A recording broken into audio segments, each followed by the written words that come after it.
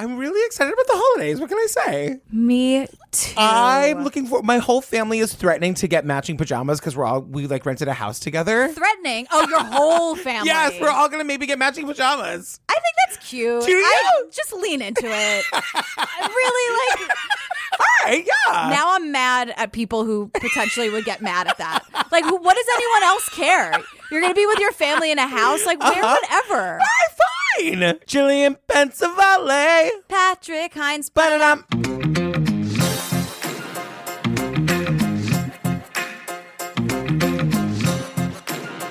Girl, before we get to the show, you guys, the Patreon. Lady Pates, she has arrived. She's arrived. If you're looking for more Jillian and me, and as I always say, who can blame you? If you want our... I'm waiting for you to copyright that, like Taylor Swift, like trademarked "Welcome to New York" or whatever, or "Shake It Off." I was just gonna say you seem to get a particular kick out of it this week. Just because you always say like you just came up with it, but you've been saying it. It's like part of your whole shtick now. If you want to hear our episode by episode coverage of Serial, The Staircase, Lorena, Making a Murderer, OJ, Casey Anthony, Lacey Peterson. Oh, Lacey Peterson. You guys, I gotta tell you, the Lacey Peterson thing is messing me up. Yeah. I've got a lot of really, every week I'm like, he did it, he didn't do it. He did it, he didn't do it. There's a lot happening here, but I know. I feel a lot of feelings. I know, me too. The whole thing. I hate it. But if you want ad-free episodes, the after party, just go to patreon.com/truecrimeobsessed. You can find it all there. Yeah, some ringtones. It's fun. If you want to stop by Lady Pates, that's cool. If you don't, that's also cool. We also love you, no hard feelings. Do you. You do you. Girl, what are we talking about today? We're talking about the much requested Killing for Love. Yeah. We are doing that. We had some complicated feelings about this. Yes. I felt very strongly, just to start, it's this sort of Fiona Apple sounding / like House of the Rising Sun version of I Put a Spell on You. And you know that we both love that song because of the Sanderson sisters. Yes. But I also love cool, like sexy, creepy versions of songs. That's another, it's like just everything Fiona Apple does. I'm like, yes. But at first I was like, oh, this is like sexy and creepy and weird. I am in 100 zillion %. And then other things happened. Yes, they did, girl. They did. Yes, they did. Dear Liz, I love you. Je t'aime. Ich liebe dich. Promise me, Jens, whatever it takes now, promise me you will not let me ruin your life. Is Elizabeth Haysom a beautiful and intelligent murderer or the victim of an obsessive relationship with a cold-blooded killer? Please, my darling Jens, you won't leave me to take the rap alone. Do you stake that and cut her on the left side of her neck just as you'd cut Mr. Haysom? Mrs. Haysom started screaming, and she was holding her neck like this. There's no way this little boy could have done that kind of damage to somebody. I brought all the files in, read all the police reports, and I said, this man is innocent. We've got the wrong man. He was so possessed over that girl. She did nothing but use the boy in order to get to her parents. Sweetie pie, I can't wait to get you all to myself. Dear sweetie, I love you so very much. Forever yours, Jens. I think somebody else is involved in this murder, and this is a way to check and see. If nobody follows up on it, we possibly could still have a murder suspect running around out here. Was vor mir war, eine schöne junge Frau, die ich schrecklich liebte und die in Todesgefahr war. Das war es, was mir durch den Kopf ging. It is a far, far better thing I do than I've ever done. So the movie opens with, we're seeing the outside of a house. Mm-hmm. Then all of a sudden we are seeing just these horrendous crime scene photos. I mean, this is a very violent, bloody crime. These photos are super disturbing. I always am very conflicted. I mean, it's one thing to show like from a distance or to blur it out. Like they zoom in on the faces of these dead people. It's really, really terrifying. And then this movie does that thing like all the Oxygen shows do, where it's like, here's what's coming up. It's like 10 minutes of like coming up on Killing for Love. Because we get like... The members of the jury reached a verdict. We, the jury, find the defendant guilty of first-degree murder of Derek William Reginald Haysom and Nancy Astor Haysom, and fixed punishment and imprisonment for life. June 21st, 1990, we, the jury, find the defendant guilty. And I'm like, okay, all right. Good to know. And so we get a lot of like the end, and then we go back and figure out like, guilty, you say? Right. Let's dissect that. Here's my question, though. They find this guy guilty, and then all of a sudden he's getting in a car that's not a police car and being driven away. Where's it going? Don't know. Right. Don't know. The guy in question, his name is Jens Söring. Yes. But it's spelled Jens. Yeah. As it happens with people from foreign places, they have their own alphabet. Well, no, we also have Y and J. Here in America. I just mean that but they pronounce it differently, is what Steve you're just saying. banged his head slowly against the shower wall, hearing me say that. Yeah. I don't mean they have their own alphabet. I just mean that, like, their letters sound different than ours do. Sometimes they do, but in Germany, not so much. So Jens Söring is guilty of killing Derek William Reginald Haysom and Nancy Astor Haysom, and he's sentenced to life in prison. Yes. And I'm like, okay, case closed, right? No. Why does this movie still have an hour and 62 minutes left to go? That's 2 hours and 1 minute. When people ask me, like when you ask people how old their babies are, and they're like, oh, they're 77 months. That makes me crazy. Just say they're 2.5 or whatever. They'll be 138 months tomorrow. Aren't they great? They're gifted too. They're a genius. Well, yeah, because they're fucking 18 years old. Can you believe they speak in full sentences and they can draw? Yeah, because they're an actual teenager. We got to put a stop to that. We have to put an end to that 36 months thing. That's insane. How did that happen? I don't know who started it, but I'm going to end it. I've had it. That's insane. You guys, you made her mad. We're only 3 minutes into the recording and you made her mad. I just don't understand why do you do that? I know. I don't know. They're 24 months. They're 2 years old. Well, now we're in Bedford, Virginia, and we meet these investigators, Chuck and Ricky. Yeah. It seems like Chuck and Ricky haven't spoken in a long time. No, they have not. We never see them together. No. They disagree from beginning to end. But they worked on this investigation, I guess, together. Yeah. And like Chuck is a former investigator and Ricky is still an investigator. They work together, haven't seen each other since. Right. Lots of bad blood here. But at first, like, I'm like, oh, okay, these we're talking to the two guys who were there. And then we realize their relationship really fell apart. Yeah. I was an investigator for the sheriff's office. Around 3 o'clock that Wednesday afternoon, we got the call. It came over the radio. Ricky was there, too. Ricky and I worked side by side, hand in hand. Chuck Reed and I lived this case. The amount of overkill that was involved and the amount of blood that was there. It was just, I'd never seen anything like that before. Stepped inside and it was like stepping inside of a slaughterhouse.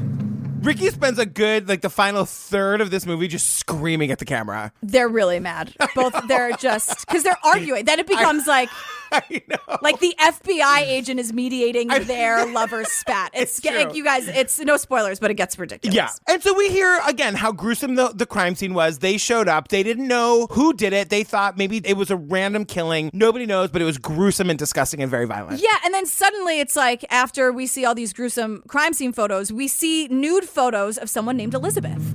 Upstairs in Miss Haysom's art room, we found some photos of Elizabeth, her and daughter in the nude. She was kneeling down beside of her bed like she was praying. In front of her was a Shakespeare book. The photos were taken kind of from the side. You just had heard, kind of relationship between her and her mother. And we find out that the daughter of the dead people, her name is Elizabeth. And we hear, it's sort of teased at this moment that like Elizabeth had a very strange relationship with her mother. Right. So these nude photos, Elizabeth is praying like to Shakespeare. Right. or something. They're really like, look, these weren't necessarily like tasteful nudes, but also it's a very odd mother-daughter dynamic. We learn now, we'll get back to it in about 3 hours. Now it's October 6th, 1987. Elizabeth is taking the stand. Yeah, it's her guilty plea hearing. And I'm like, wait, what? Right. So Elizabeth is like pleading guilty to having some involvement with her parents' murder. Right. She also refers to herself as Lady Macbeth. And when asked, she just says, yes, that's correct. Ms. Haysom, you refer to yourself as Lady Macbeth. Yes, sir. Your Shakespeare is certainly much better than mine, but it seems to me, if I recall, Lady Macbeth encouraged old Macbeth to commit murder, didn't she? Yes, she did. And then they ask her about this. Did you have a sexual relationship with your mother? And she just stares. She says nothing. And they have to ask her like again and again. And she's like, I didn't say that, no. And I'm like, wait, what? And then they just start fighting. You did state you had a full-blown sexual relationship with your mother? I didn't put it that way, no, sir. How did you put it? Well, Investigator Gardner asked me about photographs that my mother took of me. Ms. Haysom, your mother's been butchered? Yes, she has, sir. You called her a liar and an alcoholic. I did not Was call her she an a alcoholic. sexual abuser? Did she sexually abuse you? If she didn't, for God's sake, clear her name now. She's like arguing with someone on the stand. With the prosecutor. Because the prosecutor's like, for goodness sake, for Pete's sake, if she didn't abuse you, then clear this woman's name. Right. Because you've accused her of doing so. So if that's not the case anymore, set the record straight and say that she didn't. But if she did, then we have to deal with that. Like don't talk shit and then be like, I don't know her gift. Like, come on. She looks crazy to me. And she's got that Madonna British accent. Like, we meet her family later, like no one else had a British accent in her family. Her brothers are like, what the fuck? But she's just like, yes, I'm Lady Macbeth. Yes. Right. Yes, I am. Thank you so much for asking. She's a little Patty Peterson, only she's like the British version. But is she British? I don't know. And then we go, so this film goes back and forth in time a lot. Yes, it does. So now we're back to the crime scene, but it's present day, and we meet Suzanne and John, and they're the present owners of the Haysom house. The house where these people were brutally murdered. Hey, Chuck. How y'all doing? Great to see you, man. Good to see you. Yeah, come on in. The last time I was in here, it was a mess. They are totally fine with getting a tour of the murder that took place in the house that they currently live in by Chuck, the investigator. Yes. They're like, oh, really? They're like it's strange. I don't know if they're just like, they don't know how to handle it because the camera's there and they're like, what do we do? I do think that the wife in this duo is less comfortable with it because the more this guy Chuck, the investigator, is telling them, the bigger her fake grin gets. They look like people who had heard rumors that somebody had died there and now they're being shown the horrible crime scene murder photos from their dining room. Mr. Haysom was here. He was laying right here. Miss Haysom was right here. Her head was right here. She was laying like this. And supposedly, Jens was over here and got up and walked around behind Mr. Haysom and come across his throat this way. All I know is that Chuck, the investigator, sits down with them and he's giving them more information. They don't speak. They are just staring at him in utter horror. As they should be. They're like, we didn't want to know this. Yeah, they were just like, oh, camera crew, honey. Oh, get the little finger sandwiches, cucumber sandwiches and lemonade. And then they're like, oh my God, we have to move.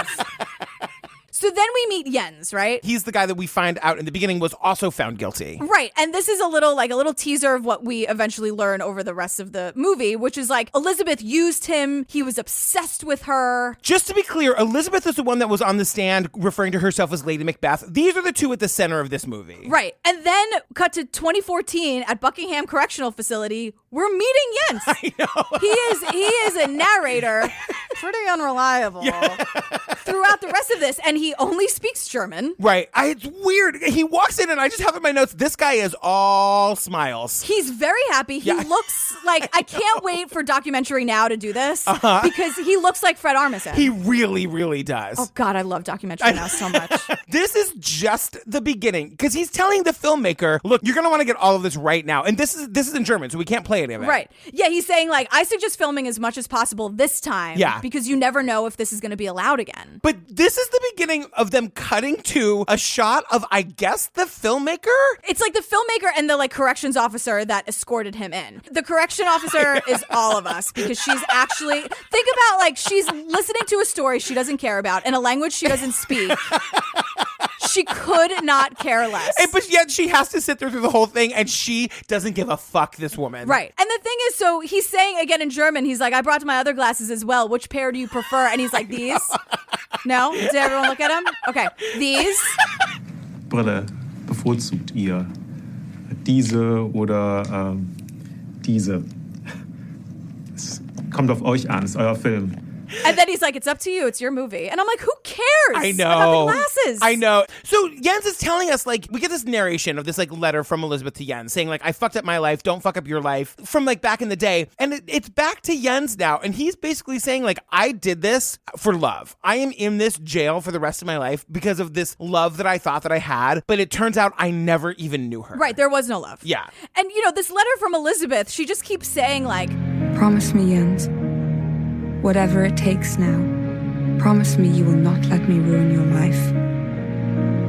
I've seriously fucked up on mine. Don't let me destroy yours. This is the first real and good thing I have ever done. I would kill myself if I discovered you were compromising yourself for me.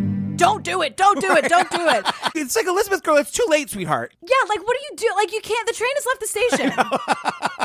The thing that doesn't make any sense about this letter is that it's her saying to him, save yourself. I went down for this. Don't you go down for this. Right. And then for the entire rest of the movie, we just see the two of them blaming each other for this murder, and they're both saying they had nothing to do with it. Right. And so much of it is in letters. It's crazy. I know. And so we're back to the courtroom with Elizabeth from the 80s. Yeah. And she's talking about her childhood, and she's saying she went to all these fancy schools, but her parents never visited her, and they never went to the sporting events or performances. And she's painting this picture of being, like, totally neglected. Yeah. How much contact did you have with your mother and father? They never came to my successes or failures while I was at school. They never saw me play a lacrosse match. They never saw me perform. I started having some problems at school. My father adored me, and he saw me as being perfect. And so we meet Carlos Santos, who's a reporter. Yeah. And he's like, well, at first it seemed like this random murder of two very well-known, prominent people. And I'm like, oh, okay. So I guess her parents were like pillars of the community. Right. And he's talking about like, what an unconventional beauty Elizabeth was. And she has this way of speaking and a charm about her and all this stuff. And when she walked into a room, you straightened your spine a bit, because she just seemed like she knew a lot. She's very worldly, very articulate, smart, obviously. But he's like, on the other hand, you could tell instantly everything she's saying is a lie, and she's also really good at lying. Yeah, and then he does this thing where he's like, I would really like to interview her. And you're like, oh, okay, so she's still alive. Right. Because we've met everybody else involved in this. We've met them, but we have not met her. And we never do. We won't. And so, like, on the stand, she's talking about her parents were never supportive and she wanted to change her school schedule, and her father said no. And in response to that, she ran away and started doing a lot of LSD and heroin. I completely overreacted. I ran away. I was using drugs extensively. What types of drugs were you using? A lot of LSD, and I was doing a lot of heroin. Heroin. And the judge actually goes, you were doing what? I know. I wrote, the judge does not know what heroin is. And she calmly turns around and just goes, heroin. The same way she said it the first time. Uh-huh. And the little asterisk is like, you dumb bitch. Like, what do you think I said? So at the same time, she's like, they neglected me. They never came anywhere. They never watched me in any of my performances. And then in the same breath, she's like, they controlled every aspect. They paraded me around. My mother would show up at odd hours of the day and night. And I'm like, but wait, I thought they didn't give a shit about you and they never visited you at school. Uh-huh. In the same breath, she's contradicting herself. Performances. But they never came to my performances. Patty Peterson did. And she even has the gall to say, I was resentful of this attention. The attention that you said 45 seconds ago that you never got ever. Like, who is falling for this? Jens. Right. So Jens is telling us how they met. They went to UVA together. He was like a freshman. She's a junior. And we get a lot of weird information. They meet at a barbecue. Mm-hmm. She doesn't seem like the kind of girl that barbecues. But whatever. Here we are. Yeah, whatever. Pass the potato salad, Jens. Yeah. Not that German kind, though, Jens. I want the mayonnaise-y kind from America. What's the German potato salad? It's made with mustard or something. Ooh, okay. It's not as good as it sounds. All right.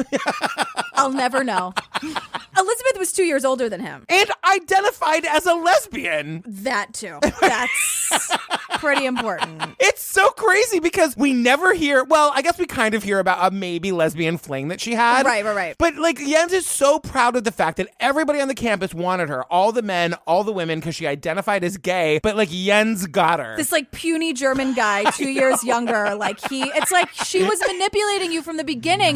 My very first thought of him was that he was very rude, he was very hostile, he was very aggressive, but he was also very brilliant. you know, like we learned, like Liz, she had scholarships and he had scholarships, and we are learning that they were like so smart. Right. You guys, they were like the smartest people on campus, and she was beautiful and had all these crazy stories, and he was from Germany. But like the point is, they were just the smartest people in the room, no matter what room they were in. And I'm like, but interesting that Jens couldn't see that he was being played from day one. From the beginning, she was looking around and she's like, who can I get to take the fall for me killing my parents? Oh, that guy. Yeah, that guy. That little puny guy with the mustard potato salad. There he goes again. Mustard. So this is where we see more of the letters that they're exchanging back and forth, and Elizabeth becomes obsessed with her parents dying. I got carried away on many occasions. It becomes very surreal. And Really? would it be possible to hypnotize my parents, do voodoo on them? Do voodoo on them. Will them to death. Will them to death. It seems my concentration on their death is causing them problems. I think I shall seriously take up black magic. And she's having like dreams and visions about it. And she's talking about like wanting to like actually like become a witch to make it happen. She's like, I wonder if I could hypnotize my parents to death. Right. And I'm like, hypnotize your, okay. She's like, what about that voodoo thing? I'm like, I thought you were so worldly and wise with all your scholarships. Don't you know about this? Mm-hmm. And the thing is, she was like, I'm a writer and I express my heart on paper. Right. And it was like a big like honor that Jens was able to see her writing about her like wishing her parents would die. Right, right. Like she made everything seem like, oh, if I'm sharing this with you, you're really special. Jens, wake up with your 16 scholarships. Right. So Elizabeth is starting her manipulation of Jens. Her whole point in being with this guy is either to get him to kill her parents or to be the idiot who takes the fall when she kills her parents. Right. And so we're back on the stand in the 80s with Elizabeth at her, you know, pleading guilty trial or whatever. And she's saying that like, look, I was complaining to Jens all the time about my parents, and he really wasn't quite satisfied with their level of support for me. He was angry with my parents that they weren't providing me with sufficient funds and they were supposed to be so incredibly wealthy, which is not true. He wanted to go down to my parents' home and to sort it out with them. What is that? So that I could kill them. So this is where, like, she's planting the seed that her parents were murdered by Jens, who ostensibly went to her parents' house to, like, have a talk with them. Because he was so in love and so obsessed with her. Yeah. And, like, how dare the love of his life not be treated the way he wanted her to. And, like, Liz is like, I just couldn't help it. I was just writing letters about how terrible they were and how much I wanted them to die. Right. And then suddenly this kid is obsessed with me. He gets these crazy ideas in his head. Right. And by the way, you guys, he didn't do it. He didn't do it. But this is her story, and she is sticking to it. So now we get a letter from Jens. Which is read in English, thank you, filmmakers. And he's asking her to come over for drinks and a dip in the jacuzzi. Dear Liz, I love you. Je t'aime. Ich liebe dich. How you feel about a couple of drinks back at my place? I have this new jacuzzi. Wild, baby, wild. Wild, baby, wild. Wild, baby, wild. And then he signs the letter where it's like, it's me again. The Jens, lying in his bed at 22 minutes past midnight. The Jens? The Fonz, you are not. You are not Arthur Fonzarelli. Don't even try it. It's me again. The Jens. Wild, baby, wild. And so on the stand, Liz is, I'm just calling her Liz. Yeah. Is asked about like, so what did you do after Jens killed your parents? And she tells us that like Jens kills her parents, and all the while she's been at the movies. I was at the Rocky Horror Picture Show. And she went to see the Rocky Horror Picture Show, so we Say it! I was like, ooh, fun! We're Rocky Horror, fun! And he picks her up, having just murdered her parents. I do want to point out that Elizabeth on the stand takes a moment to say, like, it was amazing. I mean, you can't imagine Jens doing anything. He's a little wimp. Yeah, she's like, it was truly extraordinary. It's extraordinary to think about it, really. Just think about it. My little Jens. The Jens committing murder. It's just extraordinary. It's extraordinary. I mean, Jens is just...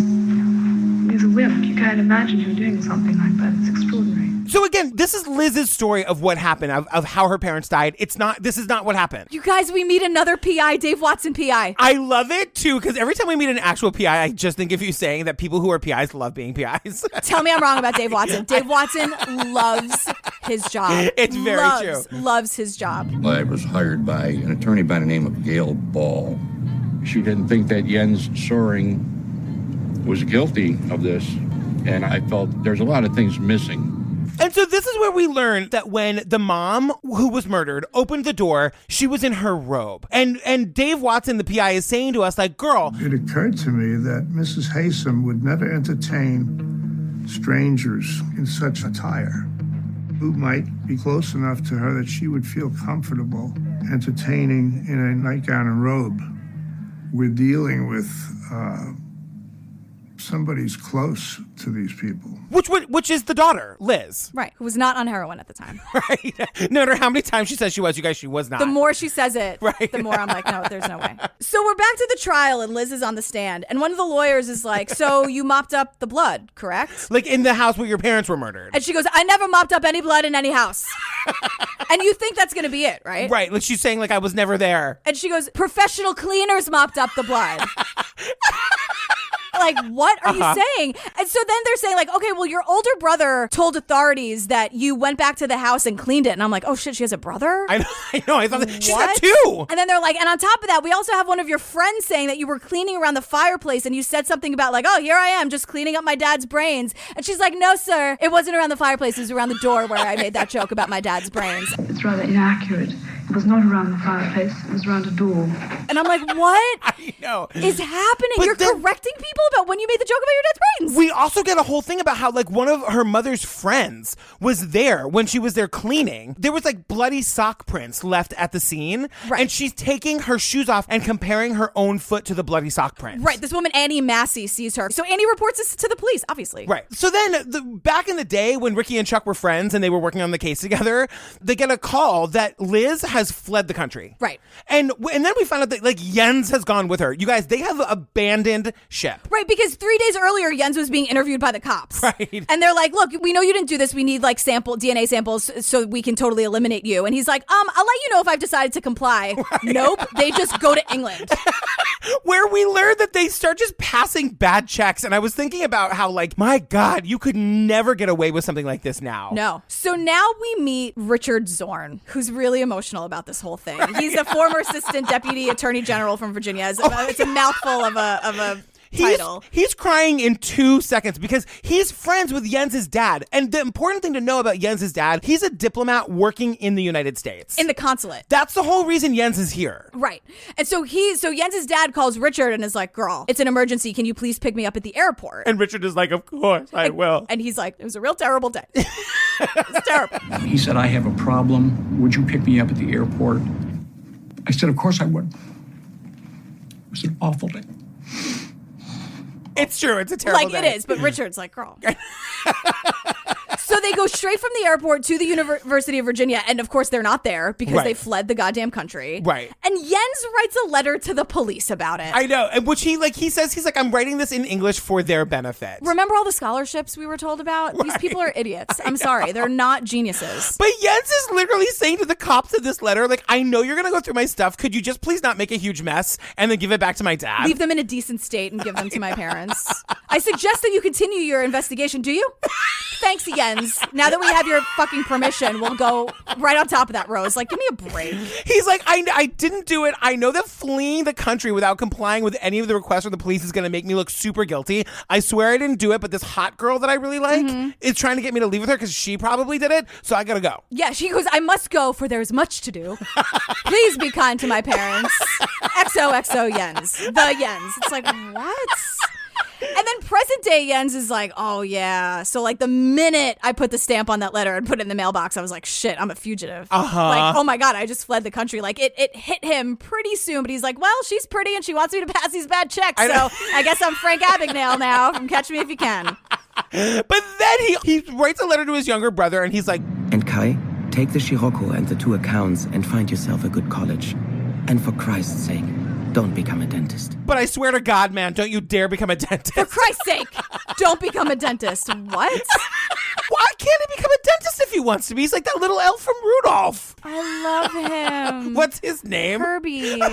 You know that Rudolph is Daisy's favorite movie. She watches it all year long. She thinks I'm cute. Oh, I love it. Little Herbie just wanted to be a goddamn dentist. And what was the problem? Like, let him be a dentist. Right. Not everyone is cut out to be a Christmas elf. I'm just saying. If you have a passion for that, do it. The world needs it, you guys. It's true. So they finally get arrested in London. Like, they're really bad at passing bad checks, and they kind of fuck it up one day, and the cops chase them into the tube station, and they get arrested. Right. And they're arrested for bad checks and possible drug trafficking, because Liz is like, we can always deal drugs. Right.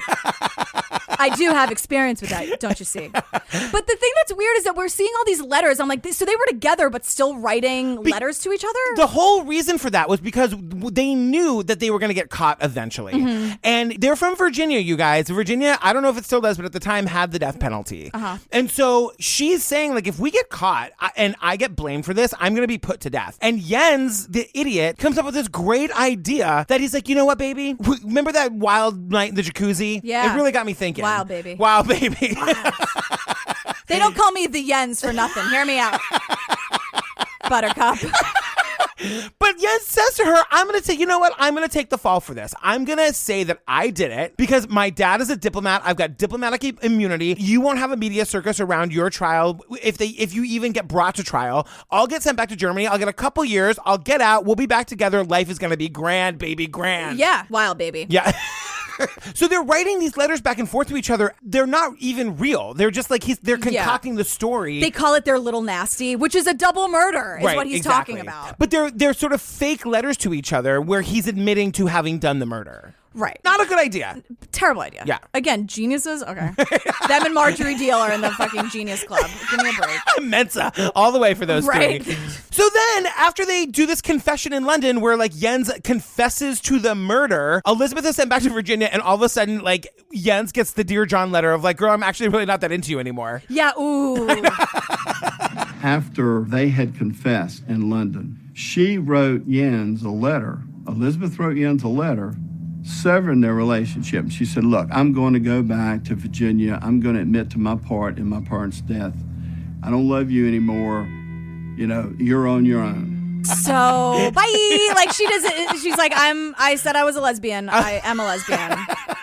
This is all fake. Mm-hmm. I gotta go. And she makes a deal with prosecutors where she implicates Jens and she agrees to testify against him. Elizabeth, this is so dirty. It's so gross. And the thing is, like, when she made this deal, 40% of people who applied for parole were released. That's important to know because it ends up not being true anymore. Right. But at the time, it was a really, really great idea for her. So we're back to Elizabeth's trial in the 80s. You remember how they were cutting back and forth in time? I do. So we're back to her trial where she's like pleading guilty or whatever. She is pleading guilty to, like, accessory to murder. She's not pleading guilty to the murder. Right. Accessory before the fact. Meaning, like, she coerced him into doing it. Right. So the thing is, remember how her brothers hate her? Yeah, I do. So her brothers they each take the stand and say, like, we don't believe this whole cockamamie story that she's making up that she wasn't there. We think she was there. We think she was in the room. We think she killed my parents. We have an obligation to society to show to people what the consequences of such a crime are.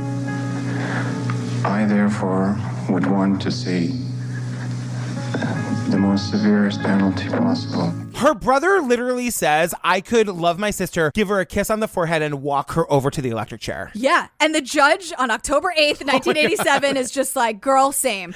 Because she is sentenced to 90 years. The judge comes out and says, like, I don't usually get bothered by this shit that I have to hear, but this shit was a doozy. Yeah. So, you know, she was sentenced to 90 years, 2 consecutive terms of 45 years. But like her deal with the cops was like, they were going to support her parole. She was supposed to be out in like 5 years. Yeah, like the prosecutor held up his part of the deal. He really tried to get her out, but like the times had changed, the politics had changed, and she's like not going anywhere, you guys. She's still in jail to this day. Yeah. So Jens has been threatened with the death penalty, but Europe is like, hold up. Yeah. We're not going to extradite him until the death penalty's off the table. Right. This is Europe. Anyway, they do extradite him, so apparently they do take the death penalty off the table. Right, because by January 12th, 1990, it's like the first trial to ever be broadcast from Virginia. Oh, is that right? That's what he said. Oh, He's I missed that. My trial was the first to be nationally broadcast from television stations in Virginia. And I'm like... How many times are we going to hear, this is the first time a trial was on television? We hear it all the time. Every single trial is the first one. one. But I love that he was like, to be broadcast from stations in Virginia, funnily enough. All right.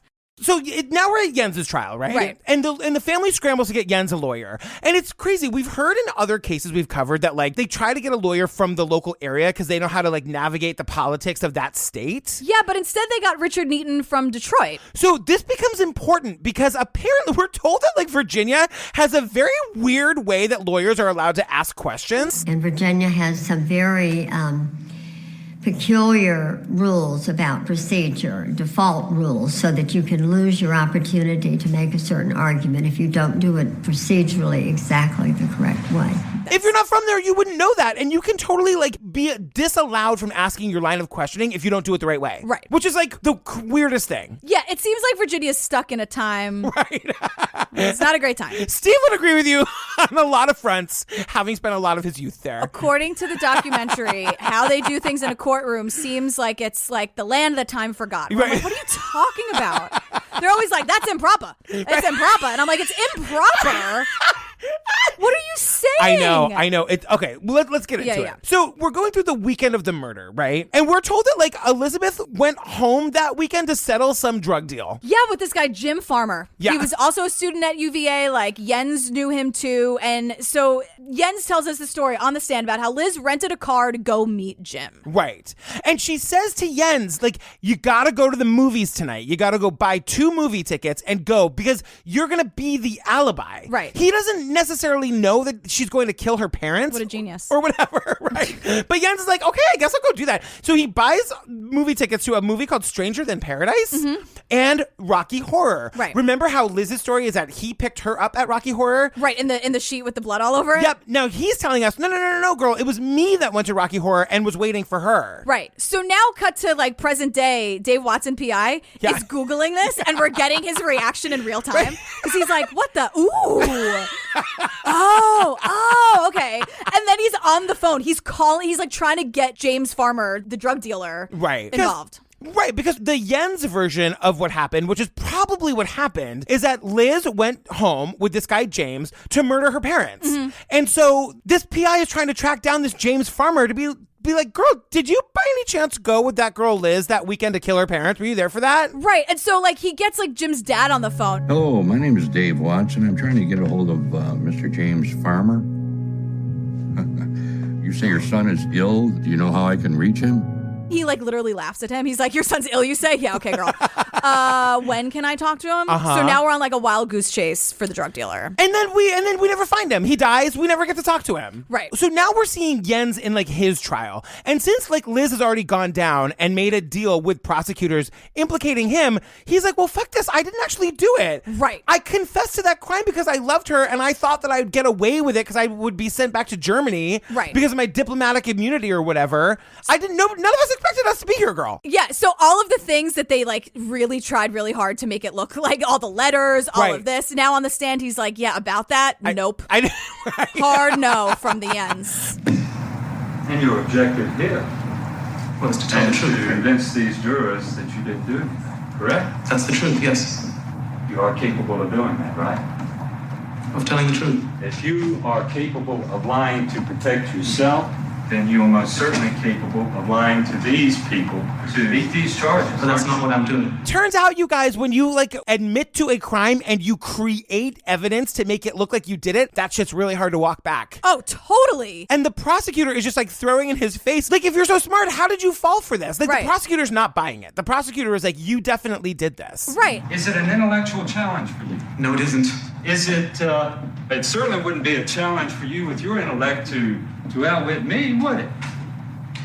Well, I think so far you've been outwitting me. And so then like the defense lawyer tries to step up and this is where we get like, this is improper. This is improper. First he admits to killing the parents. Now he's saying he didn't. This is improper. And it's not just proper, but it's improper. And I'm like, is improper a legal term in Virginia? The amount of times they say it, it's like they might as well be like sipping lemonade and fanning themselves. I'm like, where am I? But then we learn a little bit more about the crime scene, right? Because like there's no evidence that Jens was there. There was hair that was found that wasn't Jens's. We get an expert on the stand telling us about that. Right. There were fingerprints found at the scene that matched the dad and Liz, who was clutching the absolute vodka bottle, which I was kind of like, oh, I see you, Liz. Okay, well. And then we'll find out later that there was 2 other sets of fingerprints that were unknown and did not match Jens. Right. It's all of this is giving credence to the story that Liz went there with 2 unknown people, her accomplices, to murder the parents and pin it on Jens to get him to take the fall for it. So we're back at Jens's trial. Remember how Liz made that deal where she was going to testify against Jens? Elizabeth takes the stand. You guys. She walks in, you guys, it's the early 90s. It's like 1990 or whatever. And she walks in with the 90s-ist haircut. Yes. She looks like almost like, remember in I Love You Now Die when Michelle Carter came in with her, or with her hair? It's like the exact same haircut. Yeah, she also looks like just so much older. She does. Than him. And I'm sure that's the point, I guess. But it doesn't look like it's just a couple years. It looks like it's 30 years later. It looks like it's present day and it's her now. Yeah. Ms. Haysom, before Mr. Söring left Washington, did you provide him with any information concerning the location of the restrictions? Yes, I did so. How was that? I drew him a map. You drew him a map? And they do this weird thing where we see her on the stand and the judge next to her. Yeah. And then we zoom out and it's like modern day filmmakers are in the home of the judge. Yes. Now. And they're all watching the trial tape. Yes. And we're getting this crazy dynamic where like the judge's wife is with us modern day saying how beautiful Elizabeth was. Elizabeth is beautiful. She's a beautiful girl. He's very well dressed. Yeah, this judge sucks. Right, because we find out that the judge, you know the mom that was murdered, Elizabeth's mom? Yes. We find out that the judge was childhood friends with her brother. Yes. So he's completely biased and didn't recuse himself. And this family was very prominent and wealthy, and like he kind of didn't want to cross this family. Yeah. And so his name is William Sweeney. We hate him. Yeah. And even while his wife is like asking questions, and he's like, "Hush now, I know. You stupid woman with your small brain and your weak arms." Like he's just like he literally is like, "We don't have to talk about that. We're not going to talk about that right now." And she's like, "But honey, I just..." And the judge's wife, by the way, today, she's 800 years old, looks like $1 million. Yeah. She looks great. Yeah, can't ask a question. Don't speak until spoken to. He sucks. So towards the end of the movie, right, it sort of becomes a little bit of like, now there's like a shocking twist where maybe they can find another person who was involved. Mm-hmm. Because we get this story. One of the detectives tracks down this guy, Tony Buchanan, and he's got this story. Oh, doesn't he ever? He's like a mechanic or whatever. He's like such a local like color, as they would call him. He's a character. He's like, Such he's a card. Yeah. He's such a card. But he's got this story of like the weekend of the murder, Liz showed up to his like body shop with a car full of blood. And not Jens. A guy, but it was not Jens. Right. Oh, and there was a gun in the car. Right. Yes. I'm just like, Tony, where have you been? Right. And so, again, like Liz showed up at this guy's body shop because they're like, girl, could you clean all the blood out of the car? We got to return this to the rental place. Right. And I'm like, Tony, sweetheart. I know. Did you make a police report back in the day? Right. Or did you just clean the car and get rid of the gun? Because now, 30 years later, this PI is showing Tony Buchanan a picture of Liz from back then. And he's like, oh, yeah, that was her. That was definitely her. This is the girl, as far as I'm concerned, was in the shop. They had to sit there in front of me for at least 30 minutes. The guy who signed, his hair had maybe a highlight in it, or his hair was funny. This is the guy I'm thinking was in the shop. Looks like the guy was in the shop. And the guy, he had hair. It was funny. It was like 6 cans of hairspray to make it stand up. It was one of those kinds of guys. Right. And so then, like, the PI is pulling out, like, other pictures of people that Liz knew at the time. And he's like, oh, yeah, it was that guy. It was that guy. And we see the photo and the face is blurred out. Right. He's known as Ned B. So now the PI guy goes on a manhunt for this guy, Ned B. What we find out is that, like, Liz and this guy, Ned B, and that other guy, Jim Baker, the drug dealer. The drug dealer all knew each other because they were members of what club, Jillian, at UVA? The gay club. The gay club! The gay club! The gay club. I sat up a little bit straighter. I was like, hold on a second. These are all the gays? Yeah, it's amazing. It's amazing. So they're trying to track down this guy, Ned B, like, truly, to be like, hey, were you with that girl, Liz, the night that she murdered her parents? Dear Mr. You may be aware that a witness, Tony Buchanan, was shown a picture of you, and he recognized you as the person who came to pick up a car that contained a bloody knife that was placed in the front seat. So Dave Watson, PEI, is like, I'm on it, you guys. I got this. So he goes to track down Ned at the hotel he works at. You guys, he finds out where Ned works today. Yeah, he's a PI. He knows what he's doing. He Googed it. So he goes to the front desk. This woman who's like, oh, camera crew. She's lovely. She's like the nicest woman on the block. Like, she totally is. She would totally pick up your mail for you if you're on vacation. Like, she's just lovely. And she's all smiles. She's at the front desk really doing her job. So the PI walks over to her. I'm trying to contact Ned. Is he here by any chance? Not here today. And then the PI just tells her the entire story. Like the double murder, the bloody car, the gun, the gay club. And he's like telling her everything. And the smile just suddenly, slowly is like, what the? It's about a case where 2 people were killed. Right? The people that have been arrested and charged with that are in prison for life and everything.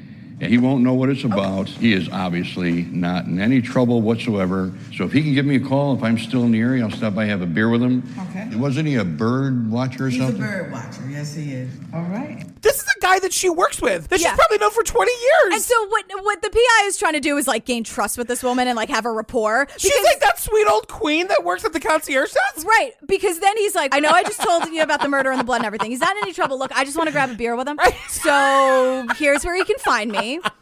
And and then Dave is literally like, oh, Mondays, am I right? I've been going through this crap all day long, you know? All right. And like really trying to charm her. I know. It's like in spite of himself is telling her about the double murder and like how, what a tragic, horrible, gruesome case this is. Mondays, am I right? And then he leaves, and then it cuts to Jens's lawyer. And she's like, oh, look, this Ned B guy sent me an email. And this email from Ned B, the old queen that works at the concierge desk, is like, girl, I don't know what you're talking about. I am not getting involved in this. Leave me alone. Mrs. Ball, I have no intention of becoming embroiled in this matter. I know nothing about the murders, and I have no opinion about the murders. I have nothing else to say in this matter. Good day, man. Right. He's mad. Wants nothing to I've got to do get with to my matinee of Hadestown. Get out of here. Get out of here. So now Jens' father takes the stand with 85 pieces of paper at least. State your name, please, sir. Jens Söring. You are the father of the defendant, Jens Söring? Yes. I'd like to show you some documents. He's so sort of like just out of sorts, as my mom would say on the stand, that we cut to Jens and Jens is laughing about it. All of these papers, 85 pieces of paper. He's like Susan Simpson who with her papers, please. I got plenty. His dad looks utterly terrifying. Yeah. Like he is a torture basement. If anybody has one, it's this guy. Like that's why Jens was like, dude, we're totally going to get off. Have you seen my dad? Have you seen my dad? We got this. Yeah, and it basically ends with Jens gets convicted. He also gets like 2 life sentences to be served consecutively. Right. So like, this was my confusion. Like, wait, they both got convicted of the murder, but neither one is saying they were doing the murder with the other one. Right. And that's not what happened. No. She got convicted of conspiracy. Yes. And he got convicted of the actual murder. Yeah, she's an accessory before the fact. Right. So all Jens wants at the end of this whole thing is to be like, he wants to be extradited to Germany. Right. Because like if he goes to Germany, like they'll probably let him out soon.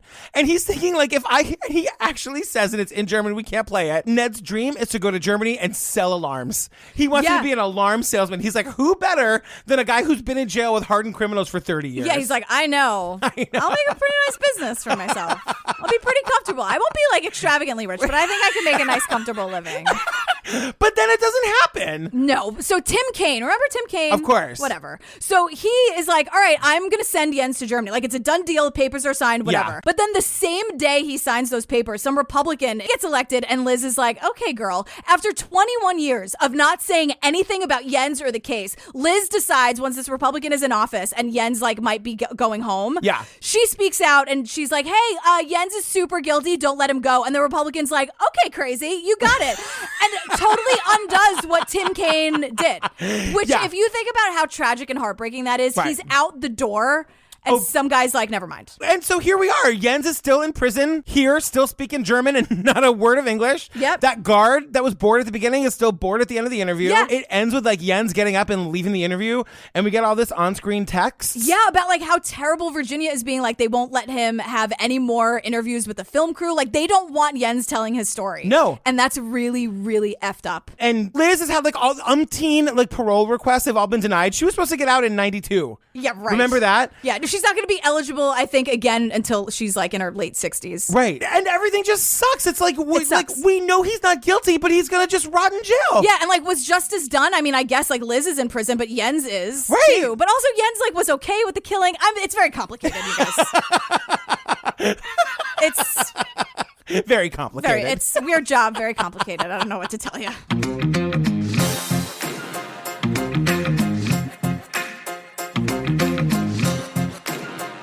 Girl, we did it. I did not know how we were going to do that one. That was for me, was a really hard one. It was really hard. It took me the longest to watch it than a documentary ever has, and I have more pages of notes than I ever have. You guys, just a reminder, if you want more of Jillian and me, get in the Patreon. You can hear our episode by episode coverage of everything. Yeah. Serial, Staircase, Making Murderer. All those series that you want us to cover, they're all on the Pates. Right. Netflix, get on making more true crime series because we need them for the Pates. You guys, it's like over 100 truly full bonus episodes ad-free to download right this second. Yep. And then there's the regular episodes ad-free. You know what's there. You know, the after party, got ringtones, whatever you want. Come on, patreon.com/truecrimeobsessed or go to our website, click on the Patreon link. Yeah. Girl, what are we doing next? We're doing Tell Me Who I Am on Netflix. You guys, I know a little bit about this story. This American Life did a story on it a couple years ago. This story is crazy. Yeah, it's brand new on Netflix. We already have a ton of requests for it because people were like, oh, shit. Where can they find us? At True Crime Obsessed Podcast on Instagram and True Crime Obsess on Twitter and truecrimeobsessed.com for the rest of your needs. They can find you at Jillian with a G on all the things. Mine is so much easier. You are at Patrick Hines _ on Instagram and at Patrick Hines on Twitter. You guys, stay tuned for the trailer for Tell Me Who I Am and our hilarious and just lovely outtakes. Okay, lovely even. TM. Yes, TM means trademark. Trademark, yeah. We get that question all the time. Yeah. We love you. We love you. Okay, bye. Bye. It's trademark. TM. We love you. We love you, bye.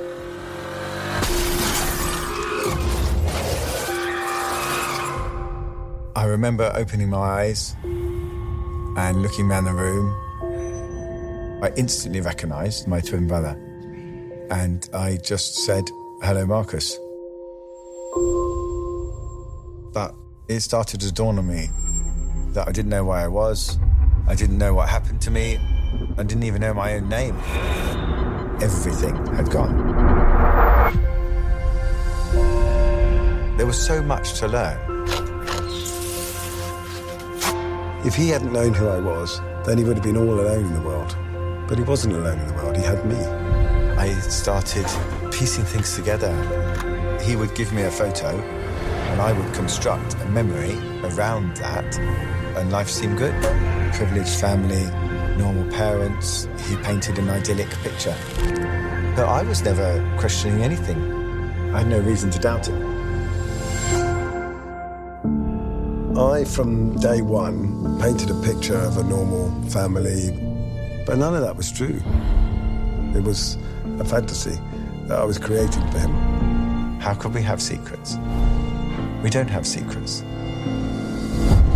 The one person that I absolutely trusted has betrayed me. I just cried and cried for days.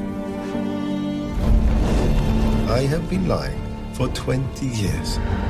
I was too much of a coward. I don't know who I am. My life is not real. My life is the one you gave me. I've never told a living soul about what happened. But we're here now. Here we are.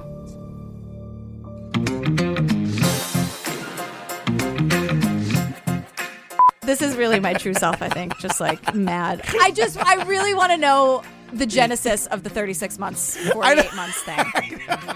I 14,087 months. I'll never get over it. I think it's so ridiculous. I'll never stop talking about it. I will never stop talking about it. Imagine getting that letter in the mail. Imagine getting a letter in the mail. He now has plans to kill her parents. He writes it in the letter, allegedly. He's turning more and more into a Christ figure, which is always a big red flag. Ladies, gentlemen, are you listening? Yeah, everyone in the just anything where it's like, I feel like Christ now. Right. No. Mm-mm. Never a good idea. Nope. He says, it made me think of you weirdly. Made you think of me? Yes, because he's like, that nasty thing we did might be too much to deal with, but like some real good sexing is going to help you out with that. They're doing the sex, you guys. They're sexing it. They're sexing each other. And they're writing about it. She was Liz's roommate in college. Roommate. And in quotes. In the way that like your mom's brother had a roommate like in the 1960s and they only had roommates and today. they're still roommates and they only had one bed and a lot of dogs. and they owned that antique shop together. And like gave you the coolest birthday presents. Totally. And were way more fun. And one of them was for sure named Bruce.